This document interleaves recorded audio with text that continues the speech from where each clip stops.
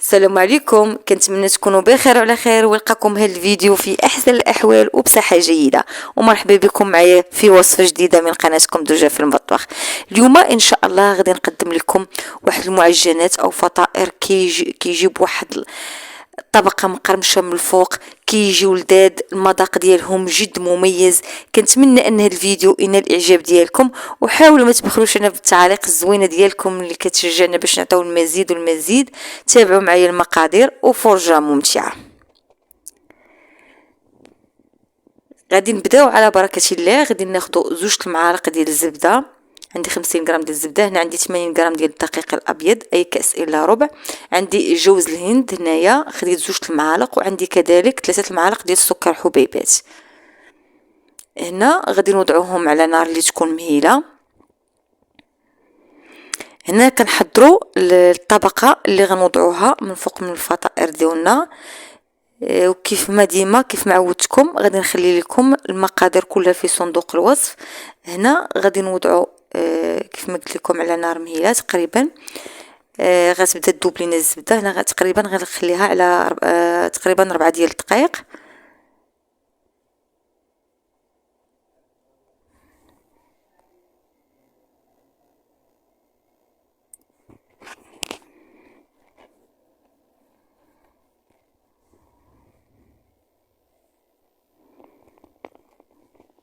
هنا بدات كتذوب لينا الزبده، غادي نبقاو نحركو، ما نوقفوش من التحراك. هنا واخا يبان لكم هذا الخليط بدا كيتعجن، حاولوا تبقاو تحركوا مزيان حتى تحصلوا على واحد الطبقه ان شاء الله اللي غادي تكون مقرمشه كيف ما غتشوفوا. هنا ما ذكرتش لكم العسل، ملعقه كبيره ديال العسل، وكذلك القرفه. هنا العسل غنضيفو حتى الاخر ديال، يعني ملي غنبغي نطفي على المقله ديالتنا عاد باش غادي نضيفوا لها ملعقه ديال العسل. والقرفه كتبقى اختياريه، ممكن انكم تضيفوها وممكن انكم تستغنوا عليها.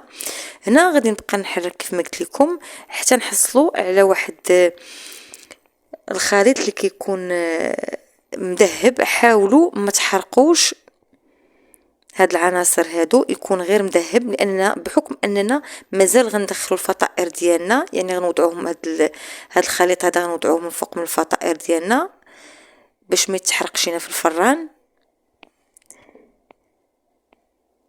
هاد الخليط هذا راه كيجي رائع، واحد القرمشه وواحد اللذه كتجي زوينه. ممكن انكم تعوضوا الكوك او جوز الهند باللوز طحنوه اللي يكون مطحون.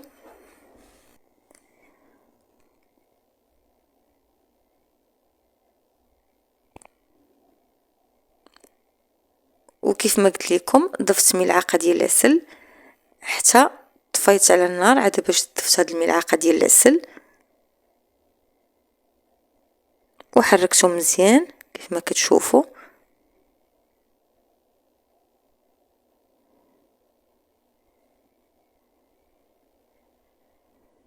هنا انا كتعجبني القرفه، ضفت شويه ديال القرفه لهذا الخليط هذا،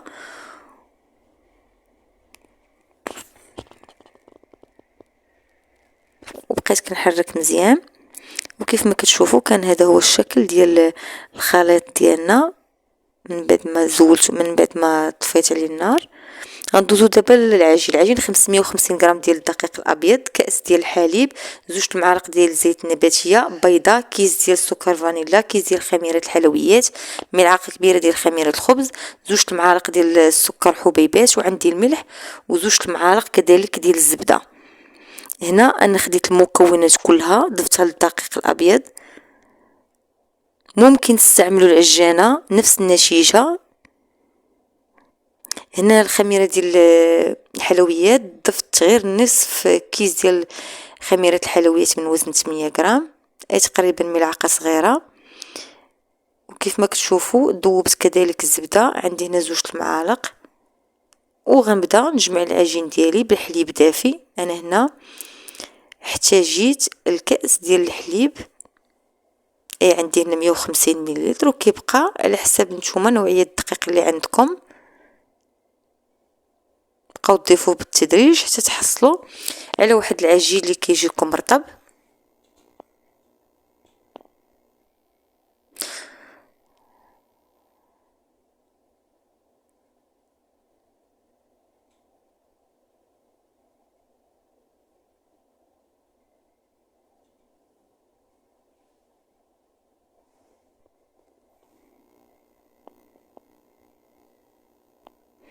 انا غادي نوضعها من فوق سطح العمل وغادي نبقى ندلك فيها مزيان. كما قلت لكم ممكن تستعملوا العجانه نفس النتيجه.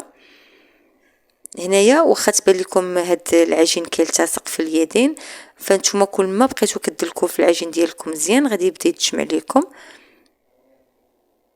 كيف ما كتشوفوا هنايا.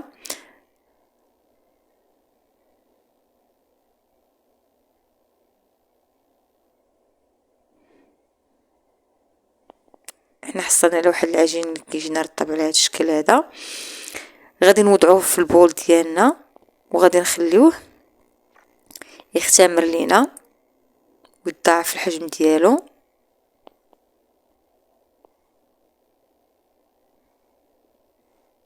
هنا غنغطيوه بلاستيك غذائي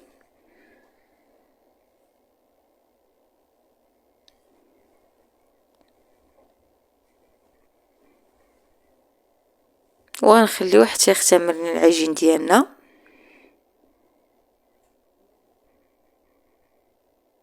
هنا من بعد ما تضاعف انا خليته تقريبا 30 دقيقه كيبقى على حساب درجه حراره المطبخ اللي عندكم. هنا غادي نوضعو فوق من سطح العمل، غنفرغ العجين ديالي من الغازات وغادي نوضعو فوق سطح العمل من بعد ما رشيته بشويه ديال الدقيق. وغادي نوضعو على شكل بوده وغادي نبقى نقسم في هذا العجين فطائر كيف ما كتشوفوا.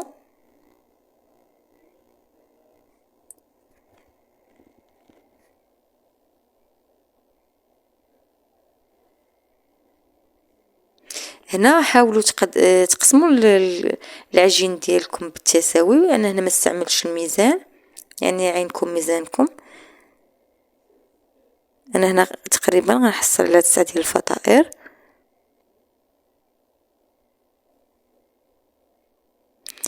هاد الفطائر راه كيجيو بنان البنات، نتمنى انكم تجربوهم. ممكن تحضروهم لوليداتكم ولا حتى للضياف اللي جاو لعندكم او الكوتي.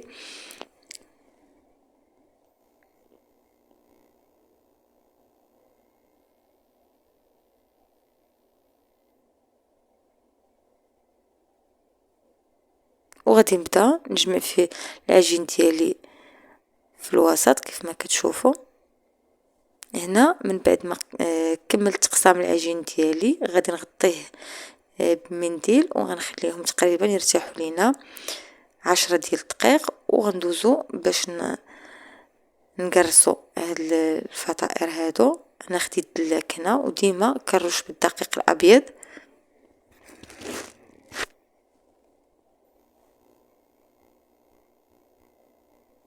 حاولوا تخليو السمك ديالهم يكون غير متوسط كيف ما كتشوفوا هنايا.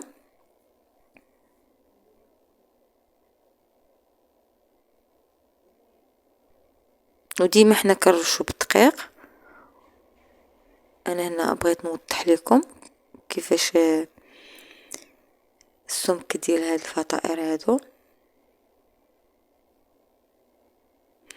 وغادي نوضعهم فوق لاطه اللي غطيتها بورق ديال الزبده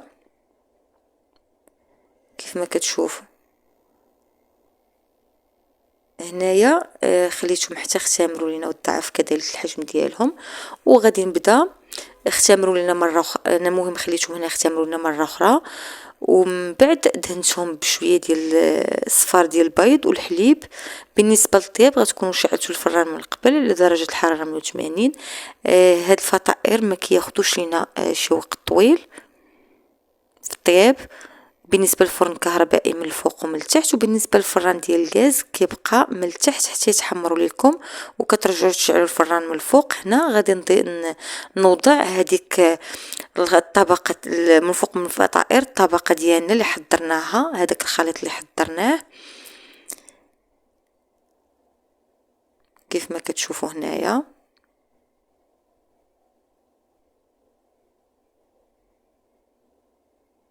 وغندخلهم الفران. هنايا من بعد ما خرجتهم من الفران وضعت من فوق منهم صلصه ديال الكراميل. جاو من باب الزين، جاونا قطنيين ولذاذ وفعلا اكثر من رائعين، كيستحقوا التجربه. خليتكم في امان الله، مع السلامه.